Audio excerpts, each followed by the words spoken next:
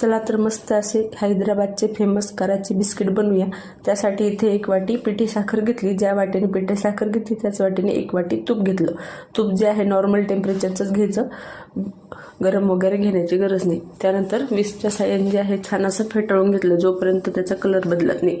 त्यानंतर ज्या वाटीने तूप आणि पिठी साखर घेतली त्याच वाटीने 1 वाटी गव्हाचं पीठ घेतलं, 2 चमचे बेसन पीठ, 2 चमचे मिल्क पावडर, अर्धा चमचा बेकिंग पावडर, चिमूटभर मीठ छान असं चाळणीने चाळून घेतलं आणि चमच्याच्या साहाय्याने व्यवस्थित असे एकत्र करूया। खूप रफली असं मिक्स नाही करायचं, हलक्या हाताने मिक्स करायचं आहे आणि छान अशा प्रकारचं जे आहे त्याचं जे मिक्स आहे बनलं जातं। त्यानंतर काही ड्रायफ्रूटचे तुकडे घातले, बदाम, काजू, तुमच्या आवडीनुसार तुम्ही टुटी फुटी पिस्ता ॲड करू शकता।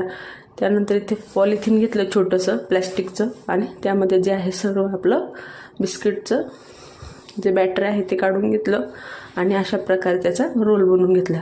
साईडने रबरने असं पॅक करून घ्यायचं म्हणजे हवा वगैरे लागणार नाही। आणि तुम्हाला आता ज्या शेपमध्ये बनवायचं त्या शेपमध्ये तुम्ही करा, चौरस, गोल तुमच्या पद्धतीनुसार तुम्ही शेप करू शकता। त्यानंतर 40 मिनिटासाठी फ्रीजमध्ये ठेवायचं। फ्रीजमधून काढल्यावर अशा प्रकारचं काहीतरी तयार होतं बॅटर।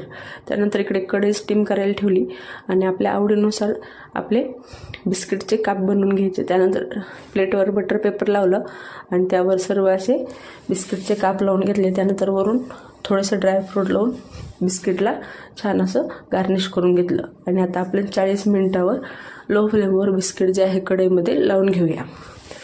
आणि तुम्हाला जर अशा प्रकारे त्याच्यावर ताट ठेवलं, काहीतरी जर ठेवायचं पण बत्ता ठेवला, एअर बाहेर जात नाही मग। आणि अशा प्रकारे 40 मिनिटं झाल्यावर बिस्किट जे आहेत तयार झालेले आहे। तर अशा आपले फेमस करायचे बिस्किट तयार झालेले आहे। तर पूर्ण व्हिडिओ जो आहे चॅनलवर अपलोड केलेला आहे, खालील दिलेल्या त्रिकोणी बटनावर क्लिक करा आणि रेसिपी आवडल्यास लाईक, शेअर, सबस्क्राईब